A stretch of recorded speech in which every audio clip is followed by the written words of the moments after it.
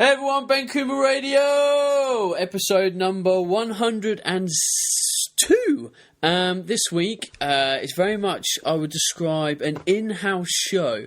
I am sat here with Alex Manos. Alex is our functional medicine practitioner here at Body Type Nutrition. He runs the lab. So he is way cleverer than me. So this week you might actually learn something. And we're going to dive straight into a hell of a lot of knowledge today. Alex, hello. Hello, Ben. How are you? I am top drawer. Very, very good. For people that have no Scooby-Doo who Alex Manos is, give us a story, tell us who you are, and don't skip the fine details. We want to know it all. Okay, so my story, I suppose, really starts from a health and fitness perspective when I was 17. I was diagnosed with irritable bowel syndrome. And went through the usual sort of process. I went to my GP, they ran a stool test, it came back negative, sent to a consultant, they did a couple of tests, came back negative, and was basically told it was something I was going to have to sort of live with for the rest of my life, which I'm sure some people listening to can relate to.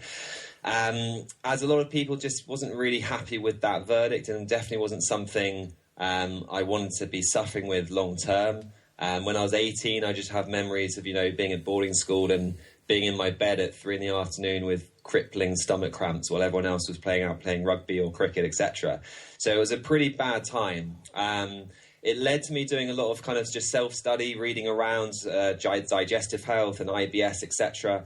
And that just led me down a path of more formal studies. So I originally trained at the Institute of Optimum Nutrition in London, went on to get my degree in nutritional therapy. And over the last couple of years, alongside completing my master's in nutrition, I've been popping out to the States and going through the certification process with the Institute of Functional Medicine. And that kind of brings me here today. Nice. See, I love a practitioner that is in the business because they've been through the personal journey, and I think that allows us to have more of an insight into the struggles that people go through on a personal basis, and essentially just allows us to be better coaches. Yeah, I think it's a huge thing. I think if you've gone through the battles yourself, it's just that little bit easier, I think, to build the relationship with the client. You can relate to their problems, you can give personal experiences as well. So yeah, I do think it adds another dimension to it. Cool. Well, what we're going to do is I put out a shout on Facebook and various places, and we're going to go through some more in-depth problems, because there's people that email into the show and I look at these questions and you're like, do you know what, I could have a good stab at helping these people, but I don't feel I'm quite qualified enough to really give a thorough and decent answer. So I'm going to throw a lot of those questions at you today. And obviously we put some stuff out on social media and said, hey, Alex is coming on the show. What do you want to go and ask him? Cool. So we're going to just shoot from the hip. Now, a big topic I've never really discussed on the show before, again, don't feel qualified, is polycystic ovarian syndrome. Okay. Now, I don't really want to go there. I know there's a certain amount that I would want to cover as a practitioner before I kind of delved into these. And I'd probably have a good 5 or 6 emails in about this. With PCOS, what should we be looking at? What are the kind of problem areas? What are the tests people potentially need to do? And I suppose essentially kind of what is it? What do we need to understand? Sure. So my answers, I think, throughout this are going to be quite similar, because I think there are some key principles that we need to understand. And it just makes the whole process of understanding our clients and what testing we need to be considering or what systems we need to support that much easier. So I think one of the barriers that we have, and that a lot of the questions we see on Facebook, etc., are people looking for a process or almost a protocol to a condition. And I think we really need to flip that on its head and think about the individual in front of us rather than the disease in front of us. And when you do that, you start to automatically make a more personalised approach to it. So if you've got 5 people sitting in front of you with PCOS, the underlying mechanisms that are contributing to that diagnosis or their symptoms could be quite different. So based on that person's story, based on when the symptoms started, what was going on in their life, what's their nutrition like, their stress like, etc., the testing you do, the protocol you put in place is going to be potentially very different to someone else with PCOS. So to try and give you at least some of an answer there are various factors that you might want to be looking at. For me, certainly gut function is going to be one of them. I've got an awesome paper. It's kind of theoretical, but, you know, it's a mechanism paper, and it's looking at how we can relate intestinal permeability or leaky gut and the cascade or domino effect that happens that can contribute to insulin resistance and therefore development of PCOS. For other people, there is research coming out relating autoimmune mechanisms to PCOS. So going to the doctor and doing an ANA test, for example, may be quite appropriate. There's certainly a relationship between thyroid function and PCOS. So again, ruling out any clinical or subclinical thyroid conditions is going to be very appropriate. Obviously, one of the fundamental things that a lot of people are aware of is around the insulin resistance perspective. And then again, you just got to be thinking, what's the client telling me? What's the mechanism that's actually contributing to the insulin resistance? Because that could be different. You know, is chronic stress and therefore chronic elevation in cortisol driving and contributing to the insulin resistance, or is it coming from a gut imbalance or infection? So it's hard to say, and it's got to be personalized based on what the story is of that client. And I do think once you take that approach, if you've got some understanding about physiology and pathophysiology, you're already going to be a much more powerful practitioner. So taking a systems-based approach, which is what the Institute of Functional Medicine recommends, is just a much more powerful approach, I think, when dealing with these diseases. Oh, wow. You mentioned an AA test. What is that? Yeah, an ANA test is basically, it's a bit like, I suppose, a C-reactive protein test. It's taking a blood sample and using it as a marker to see, is there an autoimmune mechanism, shall we say, taking place within that body. Okay, got ya. So, I mean, with PCOS, obviously, the first port of call for a lot of people is to go to their doctor and get this explored. When people go to their doctor, what traditionally happens with the tests the doctors make, and are people getting an accurate diagnosis for kind of a potential solution or a kind of root cause? Okay, so in regards to the process, obviously it will vary slightly, but they're certainly going to be considering insulin sensitivity. So the GP may be looking at like not necessarily a fasting insulin test, but certainly something like blood glucose or blood insulin levels. They may be looking at androgen levels, so estrogen, testosterone levels, because obviously there is a sex hormone component to it. In regards to are they treating the underlying mechanisms, all I can obviously say is in my experience, they're often not. I think sometimes certainly with a lot of chronic conditions, clients have come to me and they've basically been told by their conventional medicine practitioner that we kind of just have to wait, and when things worsen, we can treat you. So conventional medicine, I'm not knocking it at all. It's absolutely essential. I work alongside a lot of GPs, but it is more of a reactive model than a proactive model.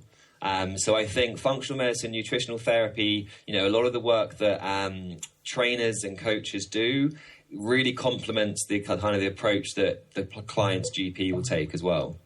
Okay, interesting. Wow. Is there, in terms of if someone's got PCOS, I can imagine that the current medical model isn't really going to be serving them correctly. Is the best solution to work with someone like a functional medicine practitioner, or are there kind of disciplines that we know of that kind of tackle PCOS very well? Great question. I think it's a very good approach to take. So working with someone practicing functional medicine, I think is just powerful, like we said at the beginning, because they're looking for the underlying mechanisms. And unless you're supporting that, you're never really going to get the improvement that we all hope for if we're struggling with some form of chronic complex disease. So again, there are plenty of people out there in the UK practicing the principles of functional medicine, which is awesome. It's a ever-growing part of the health practice. There aren't too many at this point in time who are certified. But I think going back again to it, if you're using the principles of functional medicine, you are increasing your success rate with clientele, I think, because you're treating what needs treating. Sure. Okay, interesting. Wow. Okay, we're going to move through some other questions. This is quite an interesting one, and I think there's people that are going to be thinking this, because obviously we created the lab as part of Body Type Nutrition, and being people that listen to this podcast, some people are going, right, I'm an individual, I'm really concerned about my health, I really want to just improve it, I just want to be investigative about my own health, and if I can do something, I'm going to do it. So this is a good question, I think. It's from Andrew Tranter. He says, what tests would you recommend that a healthy individual could get to give a more in-depth view of themselves, and why? Okay, really good question. There's one that definitely springs to mind straight away. It's by one of the functional labs we use, and I kind of view it as a great MOT test. So it looks at various factors from nutrient status to there are markers related to gut function. So is there a bacterial or fungal form of dysbiosis that's contributing to symptoms, or is actually maybe asymptomatic, so symptom-free? It looks at levels of amino acids, essential and non-essential. It looks at neurotransmitter metabolites, and therefore a bit of kind of brain chemistry, we could call it. It looks at oxidative stress. So I kind of view that as, how rusty is the boat if the body is the boat.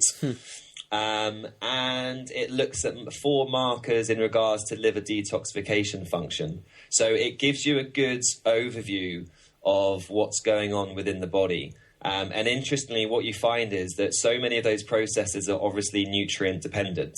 So you do see a lot of correlation between the nutrients that the person is deficient in and the processes within the body that require those nutrients. And one of the reasons why I really like it is because of the algorithm that the lab have created to use it. So what they've done is they've taken a whole bunch of metabolic pathways within the body, and we now know on a lot of those pathways what nutrients are needed to fuel the pathway and to make sure it's working optimally. So if you then go and take, let's say, for example, a urine sample, and you assess the urine for the end-range metabolites of all of those different pathways, you get an understanding of how effectively that pathway is operating. If it's suboptimal, then it's obviously suggesting to you that the nutrients that fuel that pathway are not there in optimal levels either. And a really easy way to think about this is that a lot of people, especially in the health industry, have obviously heard of homocysteine. If homocysteine is found to be elevated, we know, or we can strongly believe that, for example, B6, B12, folic acid, etc., are nutrients that are required to bring that homocysteine level down. And all they've done is they've taken hundreds of these homocysteines, for example, and then created their own algorithm. So they all kind of call it getting an understanding of your functional requirements of these nutrients. So again, going away from the RDAs, etc., and saying, okay, for your uniqueness as an individual, what are your nutrient requirements to optimize all of these metabolic pathways? So that's definitely one. If you are, let's say you're definitely asymptomatic, you're symptom-free, you have no reasons to think you aren't in good health, and you just want to make sure you're in really good health, that's certainly one to consider.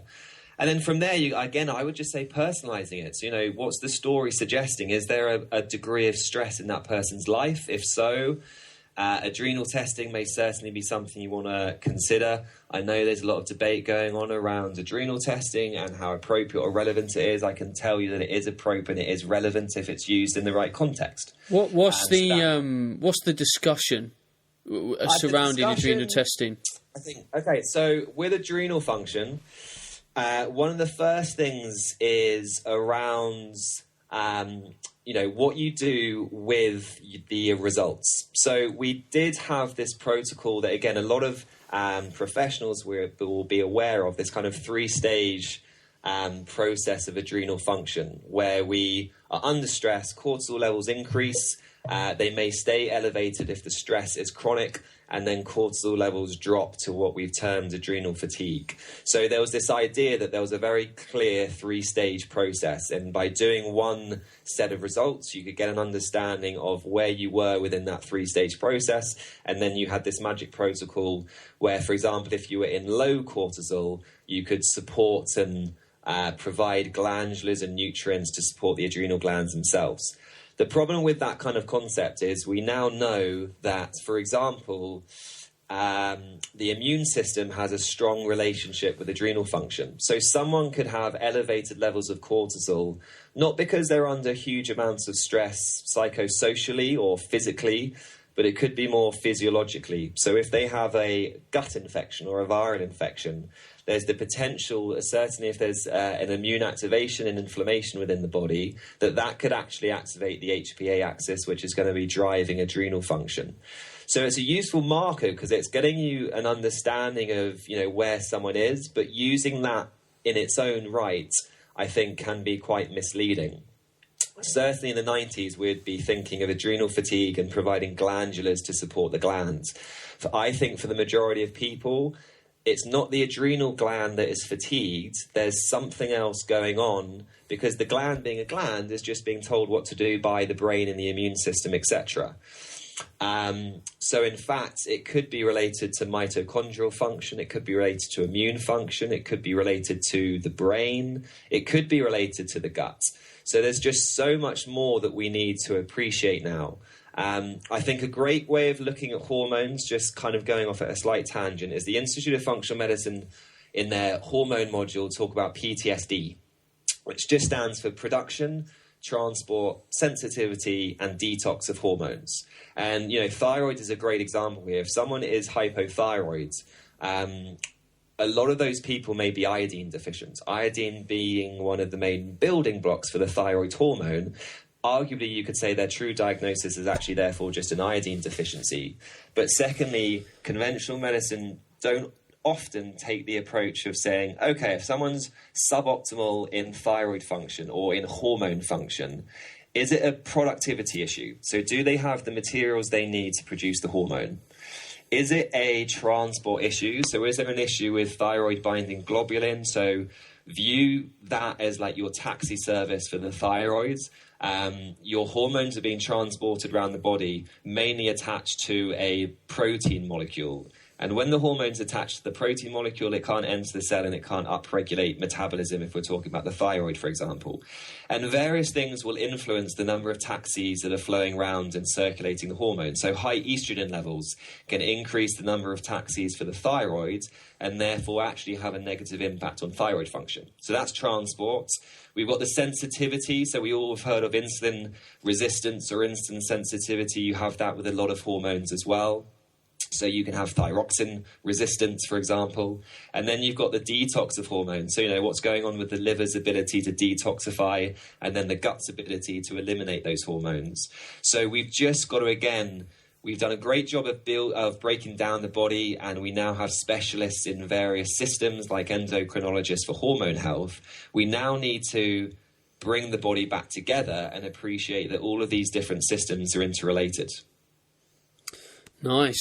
So I've gone off a bit of a tangent, but I hope that answered it somehow. I mean, the whole adrenal thing is just fascinating to me because I obviously got my adrenals tested. We had this discussion on the podcast a while back, and I just thought, well, if someone like me has got high stress, like, what are other people going on? And as you've pointed out, it could be related to the immune system, the gut. So, what we are now starting to understand just from what you've said already, that, the gut, the immune system, the brain, the circulatory system, this all is interlinked. So, we started the podcast saying, let's look at PCOS. And then you started to say straight away, well, okay, yeah, I granted, but let's look at the whole individual and actually test what's going on at a foundation level, because it just could be a byproduct of, something else or, essentially the root cause problem.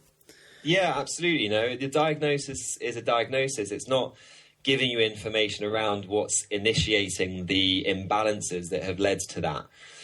So yeah, absolutely. You know, interestingly, I did my adrenals about 4 months ago now. Again, just out of curiosity, there was a bit of stress going on. The BTN lab was being set up, so obviously I was working, had more hours there, and I was sky high for 3 of the 4 markers.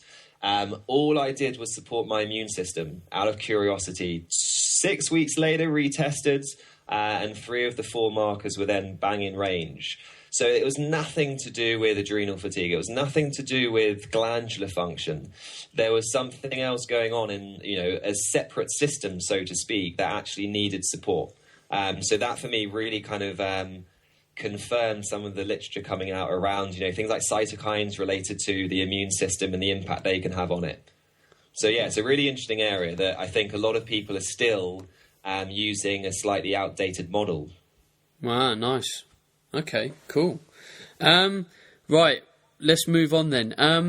This is a question we've covered on the podcast before, but I'm interested to hear your opinion because you test a lot of people. JJ Fitness from Twitter asks, what are the most common deficiencies you see in a lot of people? Magnesium, zinc, B vitamins, funny enough, which I didn't expect. Yeah, I wouldn't have said that a few months ago or a couple of years ago. Vitamin A, vitamin D would be the top ones. Okay. It's amazing, actually, the last 6 months, having done a lot more nutrient status testing, B vitamins are frequently low. You know, I'm talking 90% of clientele. So we haven't really talked about B vitamins before, so let's elaborate on why, because if you look at the current diet, from what we're told, a lot of those foods include B vitamins. So is it almost a case that we're not getting enough in the diet, or there's a depletion factor based on something that's environmental? Yeah, great shout. I think, you know, it's again probably going to be a mixture of everything. There's not going to be one root factor in an individual, let alone as a population. On a side note, before I do forget, and a lot of the people I've seen with low vitamin status, B vitamin status, I've also seen dysbiosis. And obviously the bacteria in our gut do produce a degree of B vitamins. So actually gut health could be related to it. Obviously then the quality of the diet is going to be a big factor. So, you know, are we getting good quality whole grains in, for example, or are we eating good quality red meats, etc.? So I do think there's an argument for the quality of our food not being quite what it was because of quality of the soil, transports, etc. And I do have a feeling, I'm not sure if there's something I've read or just a theory I've madly created or not, but, you know, with the environment being more toxic, I don't think we can argue that we're living in a more toxic world. You know, there are more chemicals being released into our environment than 10 years ago, 100 years ago. And for us to be able to stay in health, a lot of those processes, because of the stress our bodies are under, be it environmental or be it psychosocial, are going to have to be upregulated. And because these processes are nutrient dependent, I do think there's an argument for the fact that our nutrient requirements are higher than they were 100 years ago, 1,000 years ago, whatever, because of the environment that we're living in, be it in our head and our psychosocial environment, or because of the exposure to toxins or the reduction in exposure to beneficial nutrients. Wow, okay. Obviously, I have a keen interest in magnesium and zinc, so it was obviously a kind of poignant that you brought that up, because and I think that's the reason why the classic ZMA supplement has helped so many people in the fitness world over the years. I mean, it's been one of those supplements that kind of everyone's popped before bed, really, like back in the day, especially when you sort of read around the kind of bodybuilding literature and what people were doing. So that kind of, it's good because it kind of confirms, you know, the research that we've done and the work that we're doing with transdermal technology even more. Yeah, absolutely. I can give you a case study of one client who's using your magnesium recovery spray from a almost sort of an arthritic type perspective in a thumb joint, and she's experienced amazing improvements using it from that perspective as well, which I thought was really interesting. Yeah, see, that's the thing, like, people ask me about the recovery spray and can it help this and can it help that, and you know, straight away I say no. But then I sort of say, well, look, we know that magnesium's a huge player and a huge amount of functions in the body, and zinc, especially even more so in men. So, I'm not going to stand here and say, yeah, it can, but I'm definitely going to say to you, I think it's worth a shout. We've got an interesting case study happening at the moment. I haven't really talked about this yet because we need to do some more testing. But and this was really random. A guy went to his GP, was complaining of low testosterone. So the GP did his testosterone test. It was obviously very low. And it just happened by chance that at a similar time he'd bought recovery spray and started using it. Obviously it contained magnesium and zinc. And within 6 weeks, his testosterone had gone into the low to normal range. Wow. And the guy emailed us and he was like, look, I don't know if it's your spray, but this is what my tests have come back of in 6 weeks from the doctor, and this is the only thing that I've changed in my diet. So we're now sending him back for another test that we're kind of paying for to try and assess it properly and stuff. But yeah, it's just kind of awesome. Fascinating. And I know a lot of practitioners that say, if you're at a bus stop, for example, with a guy, and the guy said, "Oh, I've got low testosterone." Zinc is one of those really easy things where you can say, look, just try taking a zinc supplement, and that might actually quite affect your testosterone, because it's kind of almost quite an easy fix for some people. Yeah, absolutely. And, I think sometimes I can certainly be prone to overcomplicating things. And, let's face it, a lot of the population are nutrient deficient, and therefore just by optimizing that, you're going to see shifts in people's health and markers. So, yeah, I think that's amazing. Okay, cool. Moving on. Dave Cook, he says, any advice to help an endometriosis sufferer stay off the hormone treatments that the NHS want to fill them of, and anything to help to keep their estrogen levels under control? Okay, so find the underlying issue. That's going to be important from a testing perspective, and then consider this whole PTSD thing. What can drive the production of estrogen away from adrenals and the ovaries? Well, excess body fat can, for example. We know inflammation can be involved through increasing estrogen, for example. The aromatase enzyme is responsible from a body fat perspective. We can consider obviously, inflammation is a big one. And then for me, I go back to gut health as well. A lot of people, for me, who do have systemic inflammation, a lot of them have it coming from a gut imbalance. So I do think it's always worth considering in hormonal cases, at least making sure you pay enough attention to gut health. So you listen to the story to make sure, are there or are there not symptoms associated with it? Liver and detox is therefore going to be really important. So do we need to just do some little support on the liver to make sure that they're actually detoxifying these hormones efficiently as well? You've got phytoestrogenic compounds, which I know there is some research suggesting can be quite beneficial there as well. So, in a nutshell, and you've got to be quite aggressive with it, but an anti-inflammatory approach is most likely going to be a must.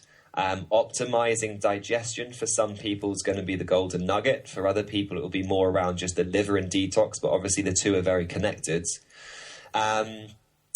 And making sure that body composition is where it needs to be, because again, the aromatase enzyme and that conversion can be quite problematic as well. So there's a lot that can be done, and it always comes down to listening to the client's story, because again, PCOS, endometriosis, fibroids, etc., you could have 3 people with endometriosis and 3 different approaches. But once you do understand the underlying mechanism, there's going to be a bit more of kind of a protocol you can put in place. So that's always the most important thing to appreciate. Production, where is excess estrogen potentially being produced from? Do we need to consider transport as an issue? I know there's literature suggesting that actually a low-fat, high-fibre diet is quite beneficial at influencing sex hormone-binding globulin in a positive way, i.e. we may find that some individuals need greater amounts of the taxi service for estrogen, which can therefore lower the amount of available estrogen, which can therefore have a positive impact. Sensitivity we may need to consider. There's some amazing case studies that I've been seeing in regards to the sensitivity of things like cortisol and estrogen to the cell. And then obviously we've mentioned liver and kind of bowel health. So again, listen to the story, listen to it and get your suspicions about which system or which aspect of that hormonal cascade from production, sensitivity, transport, detox you need to consider. And that's going to give you a program to try, and I think that's a really sensible approach. If you take your PTSD as your kind of umbrella, you can then drill down from there. And then if you need to, you've got your functional lab testing that's an option to confirm your suspicions if you want to. So you made a really interesting point in, the anti-inflammatory approach is so important. And, I'm no functional medicine practitioner. I know a lot about nutrition. I know a lot about the gut, and I know a lot about how the gut innovates to various different physiological biochemical processes. So whenever I get in these conversations with people, wherever I might be, online, at an expo, who knows, and some of the stuff that we talk about on the podcast, I'm always saying to people, look, there's so many aspects of human health and performance that come down to inflammation and the pathways that inflammation is affecting. So if you have no idea what's going on in your body, or even if you do have an idea and you don't really have a lot of money, you don't want to go and pay for testing, you don't want to do various things, the one thing you can do is make your diet as anti-inflammatory as possible. And that's why I say to people, look, go away, research an elimination diet, do it yourself, cut out all the food, find out what is reactive to you, leave them out, and then if you've got a bit of extra cash, start to throw in some supplements that can help to heal the gut. And then straight away, regardless of what the problem might be, we're still tackling a potential root cause, which is Absolutely. Inflammation. Yeah, I think it's a really, really good point. As you say, most chronic diseases today have that as an underlying mechanism. I do think we can take it a step further and say, okay, well, what's driving the inflammation? For some people, it will just be a terrible diet. But there may be something else there. But certainly, as you say, in that kind of case, you just want to go anti-inflammatory. Use that paleo framework. I like Chris Kress's idea of, using that as a framework for people and then personalizing it accordingly. And I think that can be hugely beneficial. The one downside to it, again, going off a quick tangent, I think it's important though, is people going too extreme with a real paleo approach. They go really low carb. As a result, they pretty much go to low fiber. And I am seeing a lot of people develop digestive imbalances as a result of low carb, low fiber. So I think it's so important that we make sure that people are just aware that the approach of Atkins or going into a sub 80 to 100 grams of carbs a day can be long term quite problematic. And I'm sure you could create a mechanism between that and inflammation as a result. So yeah, just a side point there. Okay, interesting. I definitely think while the paleo framework of thinking's been a godsend for the industry in some ways, we're starting to see a little bit too much.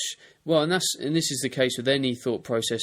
A bit too much extremism in some contexts. And I talked about this in my seminar at SFN a couple of weekends back. In that, this paleo way of thinking is brilliant, and especially when you come down to fat, we've kind of uncovered that saturated fat isn't evil, and we need to consume it, but everyone's intake is literally all about saturated fat now. It's all we're focusing on.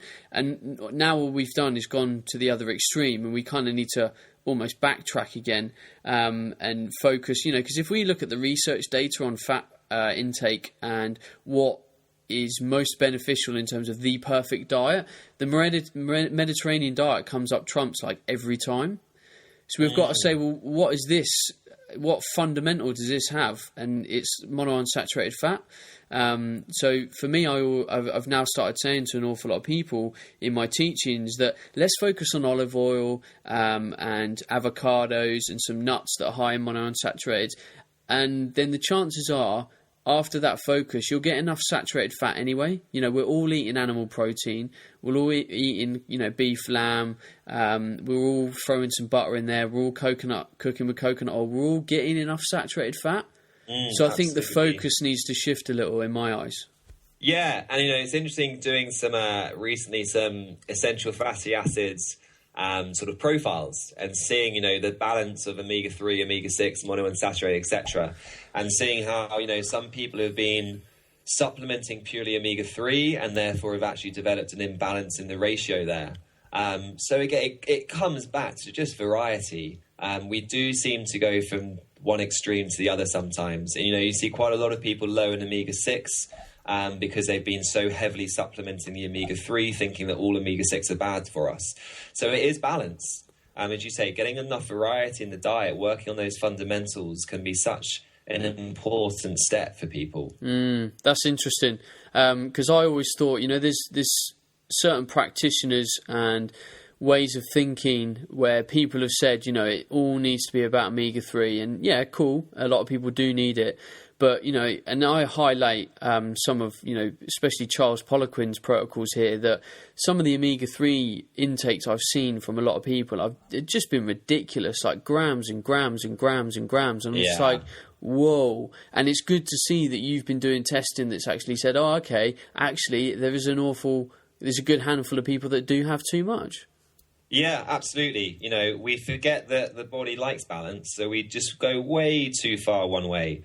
Olive oil for omega-9, for example. I had a client recently who had quite high levels of omega-9, especially in relation to some of the other fats, and they were quite aware that they had just been piling on the olive oil. They're thinking it was really good and therefore more is better.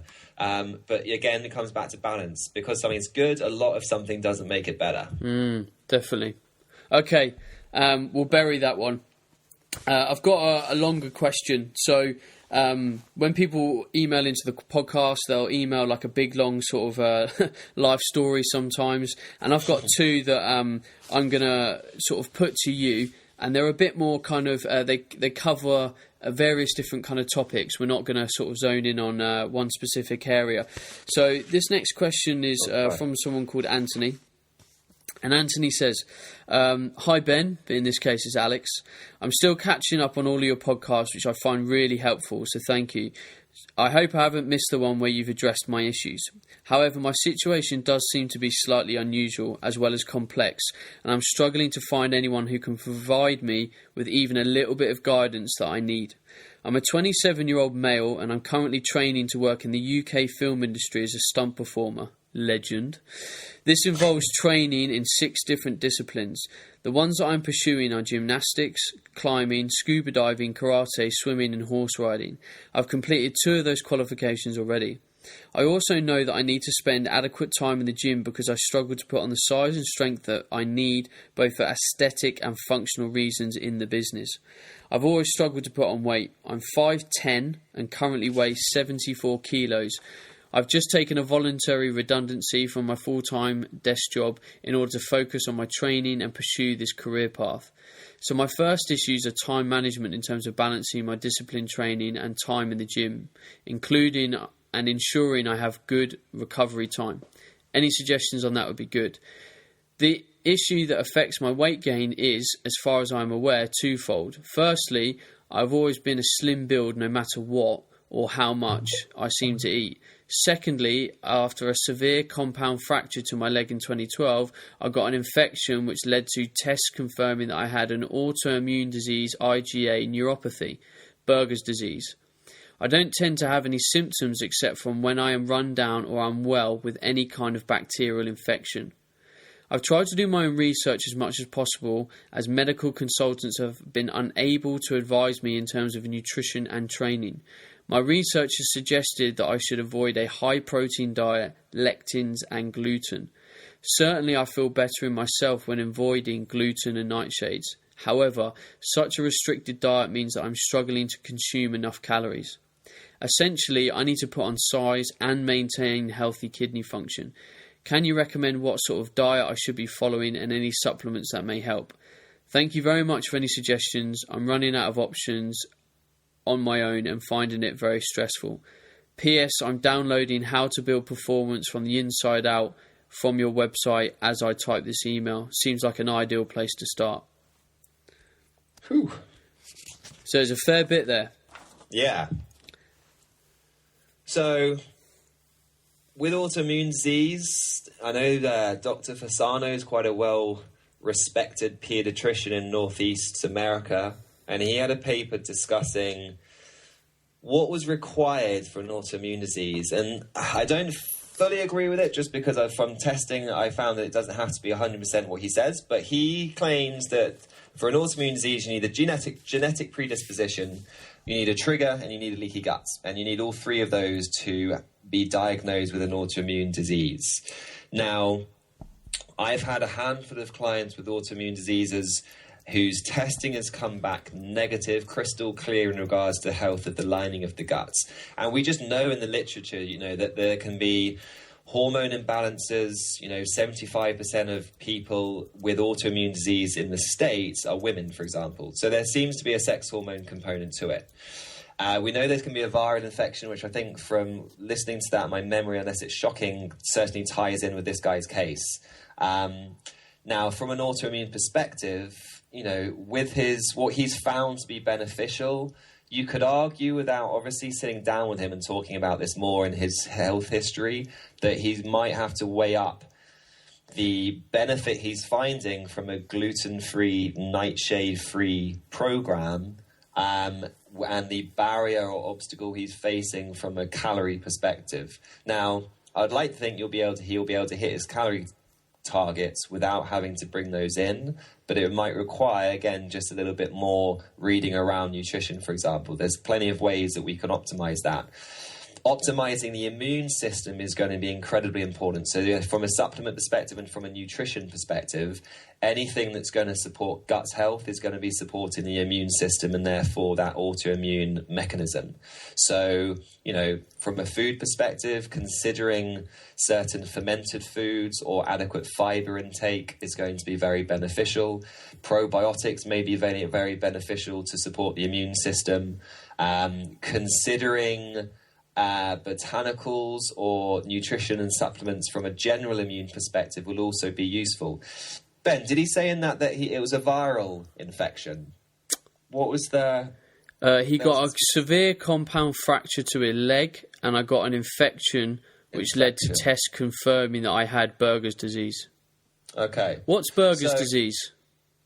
I would have to look into it. I'm not sure, actually. So, obviously, an autoimmune disease, but I'm not sure. I've never had a case of it, so I couldn't say. It'd definitely be something that I would need to look into.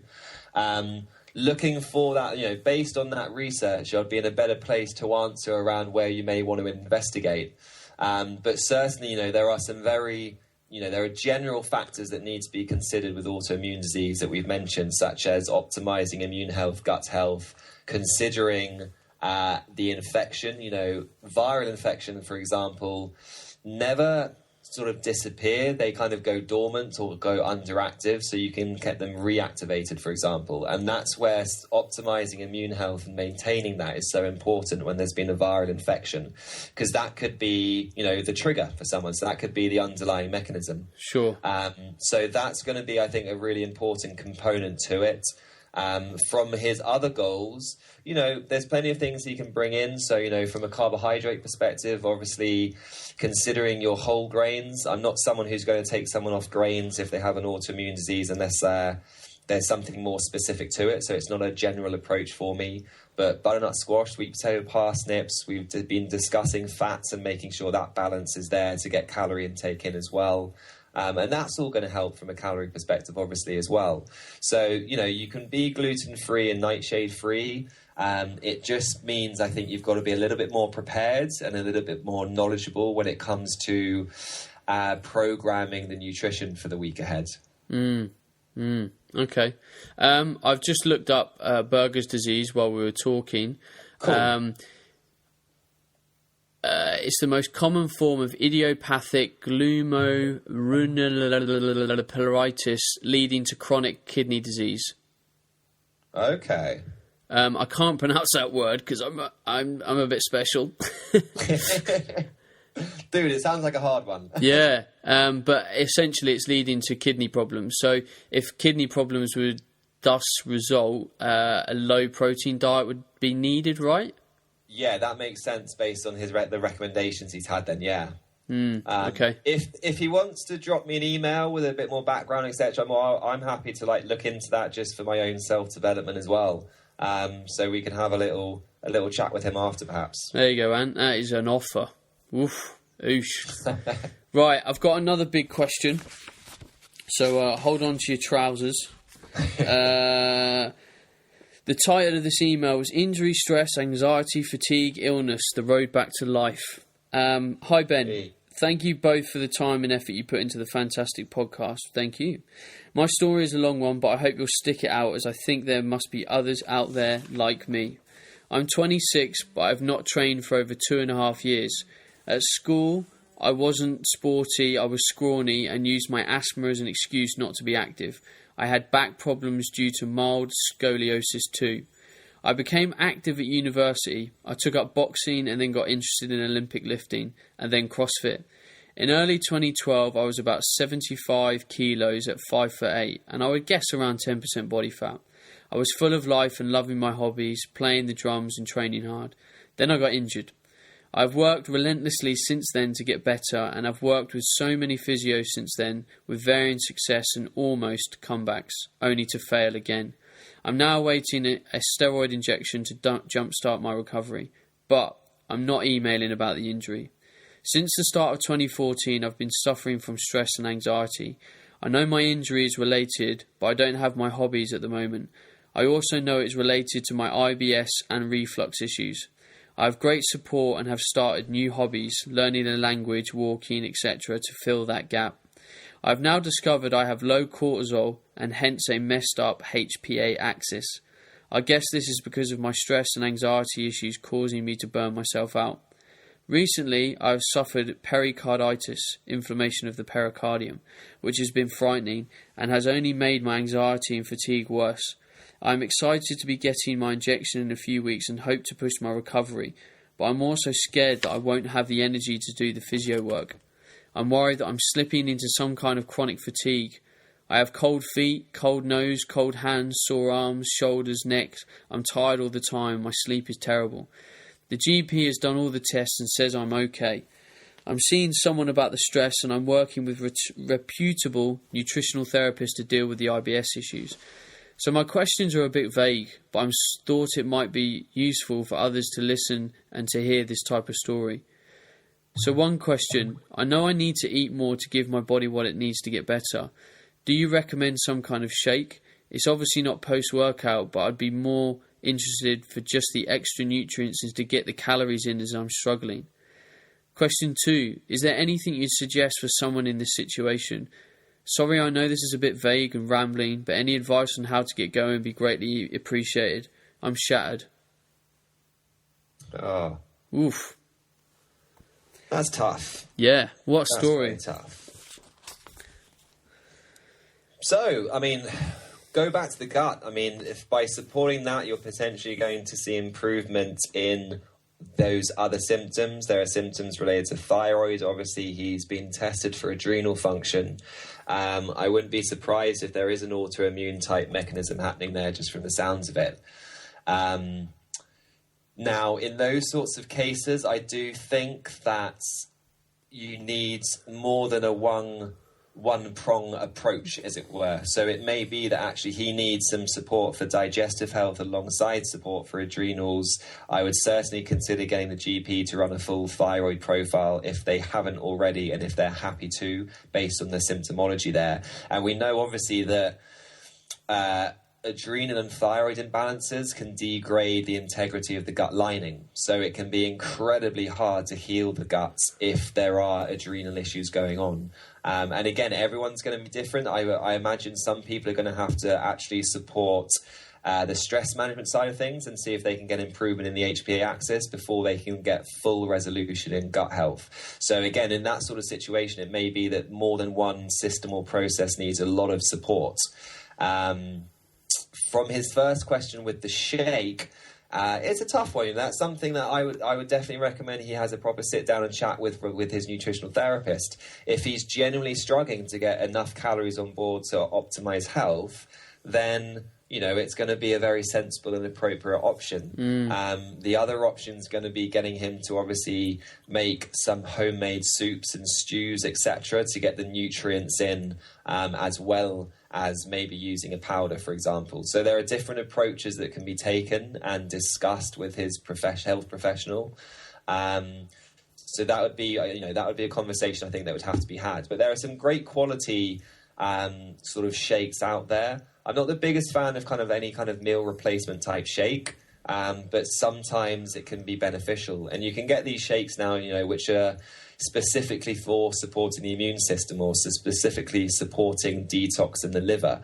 So I have used one of those in the past to support a very comprehensive elimination diet that someone went on, as a way of increasing nutrient status further, but also making digestion, giving that almost a break, so to speak, while also ensuring that the calories on board. So there are options out there for him, definitely. What was the second question, Ben? Sorry, I've already forgotten. That's all right. It was, is there anything else you would suggest for someone in my situation? So I suppose he's asking, with all the information that he's given, the fatigue, the pain, the coldness in his hands and arms, the pericardial infection. Sure. Is there anything else that you sort of think, yeah, you need to have a look at this? I think he's on the right track.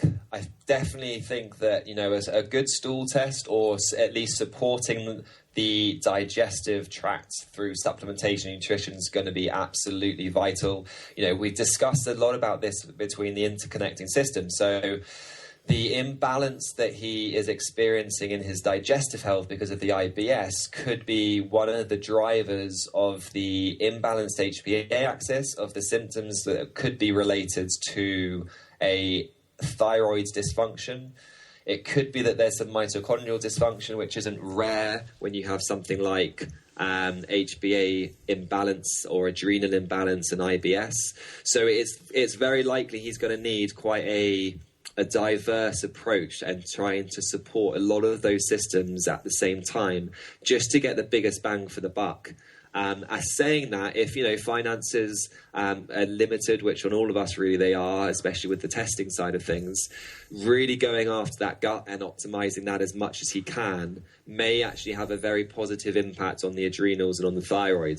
So the Institute of Functional Medicine have a statistic which they think approximately 80% of thyroid and adrenal issues are autoimmune in nature. And therefore, you're thinking of making sure that gut's as healthy as it can be to be able to overcome that.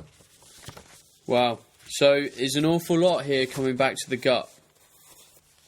Everything. I think, two things to bear in mind. One, if in doubt, go to the gut. Like you mentioned, Ben, with the anti-inflammatory approach, it's the exact same approach really from a gut perspective. So a lot of health coaches now know about the 4R process, removing things that may be aggravating the gut, for example, re-inoculating with probiotics and prebiotics, replacing anything that they suspect or know needs replacing, which could be pancreatic enzymes or bile acids, etc., and then repairing the gut with vitamin A, vitamin D, glutamine, etc. So going through that approach, perhaps alongside an anti-inflammatory diet, could be really powerful.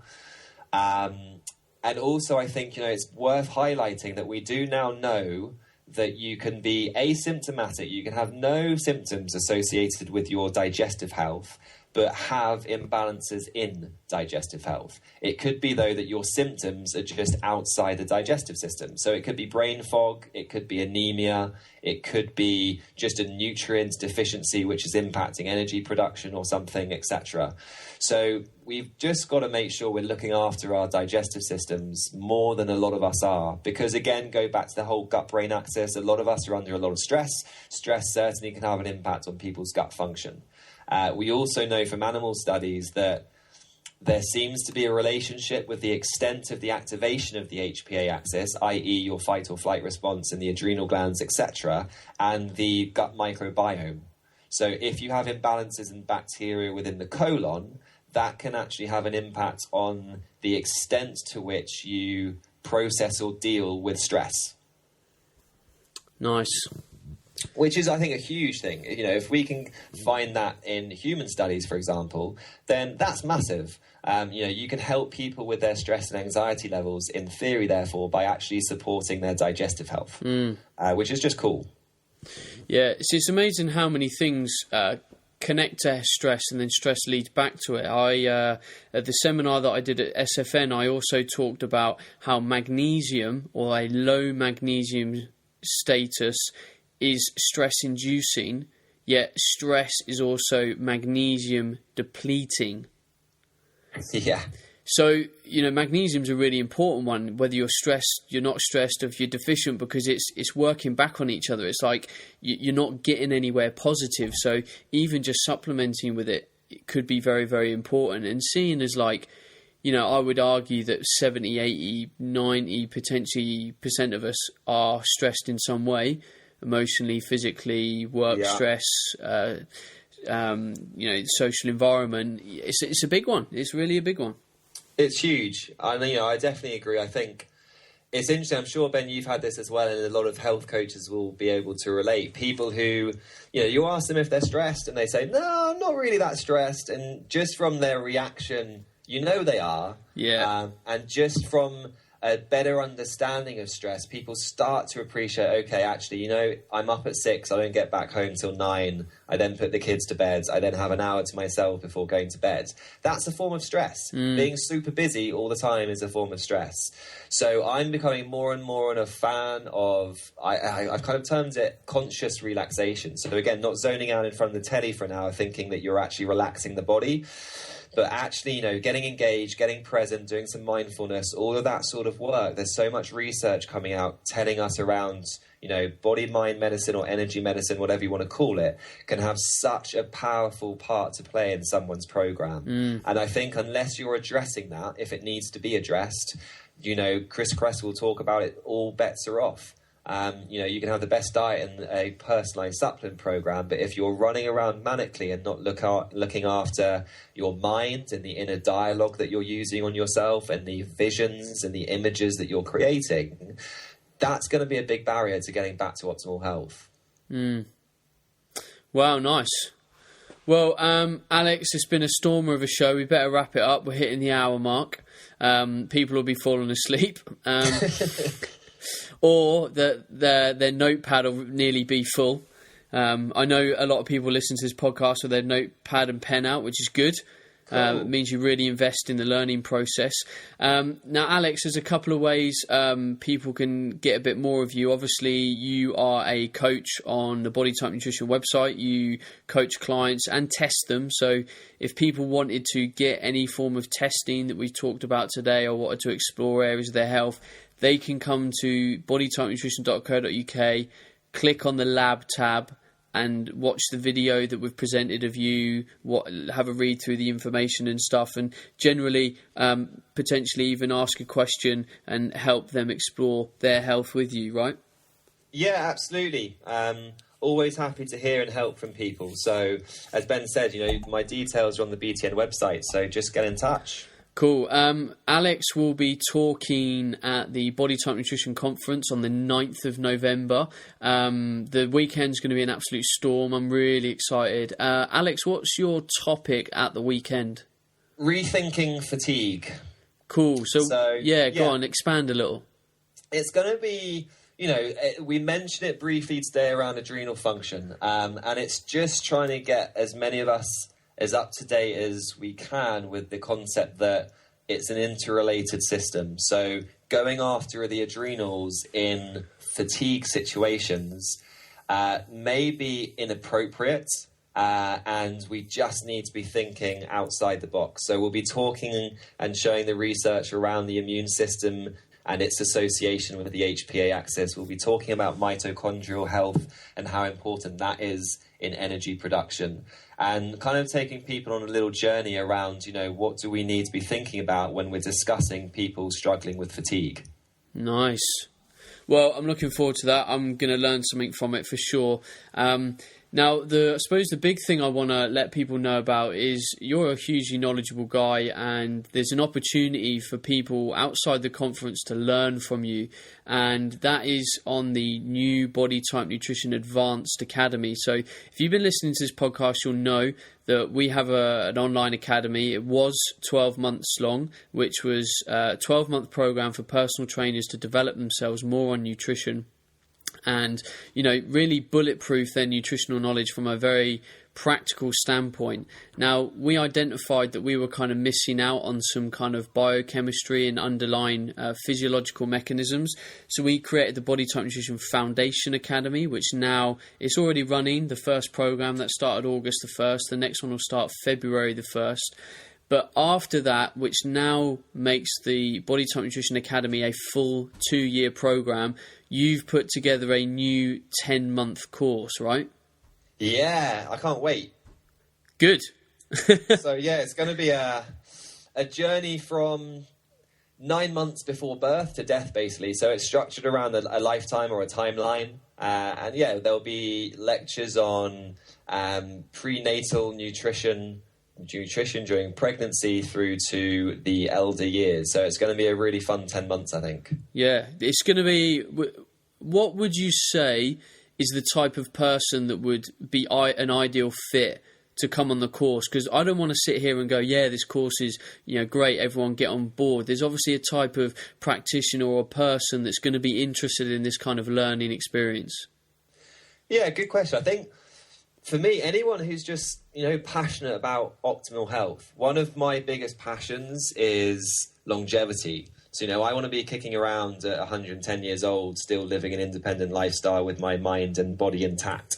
So I think anyone who is passionate about wanting to be healthy and independent until they pass is going to get a lot of benefit from this. Anyone who has the natural inclination to want to understand the nitty and gritty of mechanisms that leads to the diagnosis are going to find it really powerful as well. So if people generally have a curiosity of how the body works and how we can help people with chronic disease, then they'll love it. It's the aim, at least. Awesome.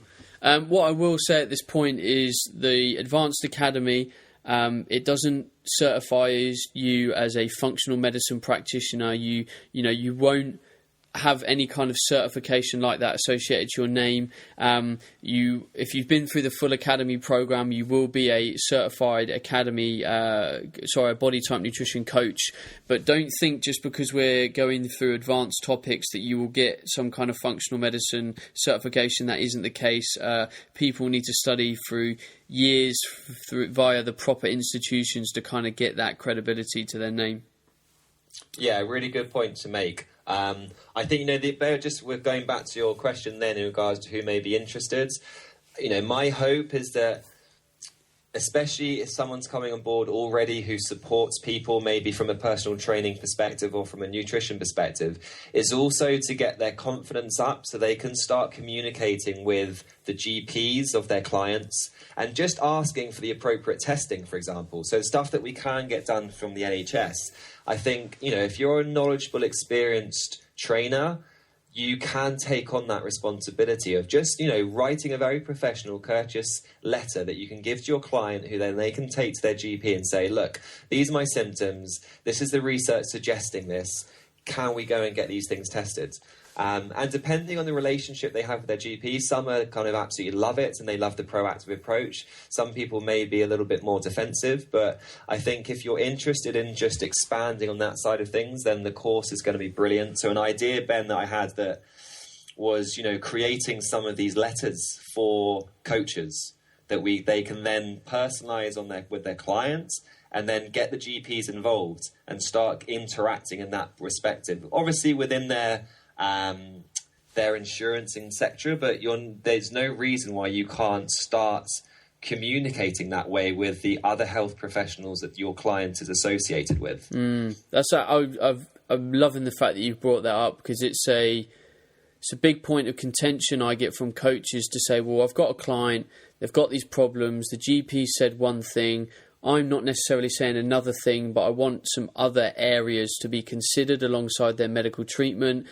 how do I approach this? So I think if you're going to give people that information, it's going to be amazing, because I don't think many trainers, I don't think it's potentially a confidence thing. It's just they don't really know how to approach the situation with the GP, because it's quite difficult. And a lot of GPs can tend to stand off and be quite defensive about their protocols rather than openly working with a trainer. Yeah, absolutely. And, one of my biggest hopes is that the people on the course, if they are trainees, etc., gain that confidence. The GP letters, I'm going to look to create some kind of protocols or prototypes that then can be personalised, which will have references at the bottom of letters showing the research. So the trainer can be confident that if he just personalises that letter and asks the client to take it with them, that they're basically science-backed and they have nothing to fear. They can go in there kind of, requesting these tests. So it's going to, I think, be a really useful part of it. Awesome. Legend. Right, everyone. We need to wrap this up. It's getting on for an hour and 5 minutes. Now, the Body Type Nutrition Full Academy and Alex's Body Type Nutrition Advanced Academy start on October the 1st. We launch the programs at 10 a.m. on October the 1st, both of them. So both academies will launch on that date. If you want to put your name on the waiting list to find out a bit more, well, all the information is on the website, but the waiting list you'll get an email with the link to sign up. So if you go to bodytypenutrition.co.uk, click on the Academy tab, and you'll see a tab for each of the different programs, the Foundation, the Full Academy and the Advanced. Leave your name on the waiting list for the program that you would like to enroll on, and you will get emails in a couple of weeks letting you know about the time, place and link to sign up to this program. And if you're considering it, especially with the Full Academy, we obviously haven't launched the Advanced Academy before. This is the first year that we'll be doing it. The tickets for the Full Academy sold out in an hour and 45 minutes last year. So it doesn't mean to say that you won't get on. You will get on. We've also doubled the size of the program this year, so we can take twice as many people. So we'll have 250 people on the course this year. But all I do say is, we've already told you the time and the date. It's the 1st of October, which is a Wednesday, 10 a.m. Book that time off work, be at your computer. When the email goes out and says, look, here's the link, it's live, just be ready to sign up. And that's all we say to people. Some people get in a bit of a panic. They're like, oh, what if I don't get on? What if I don't make it? You will get on. Just be around at 10 o'clock that morning, or at least have at some point in the day on the 1st to sign up, and you'll be fine. It'll be cool. And we look forward to seeing some of you on that course on the 1st. Awesome. Right, Alex, thank you very much. Oh, before we go, if anyone wants to follow you on any of the social networks, where should they go and what is your tag? Alex Manos Health and Performance is my Facebook page. And just at Alexander Manos is my Twitter account. Awesome. Well, follow Alex on there to get a few more updates on him. Head over to the Body Type Nutrition website. And me and Rachel will see you next week. But it's bye from me. And it's bye from me. See you later, kids. Ciao. Hey everyone, Ben Coomber Radio, episode number 101. Unfortunately, we've nipped over the century mark, and dearest Grandma Fox, which is the athletic fox I have here, is feeling a little poorly.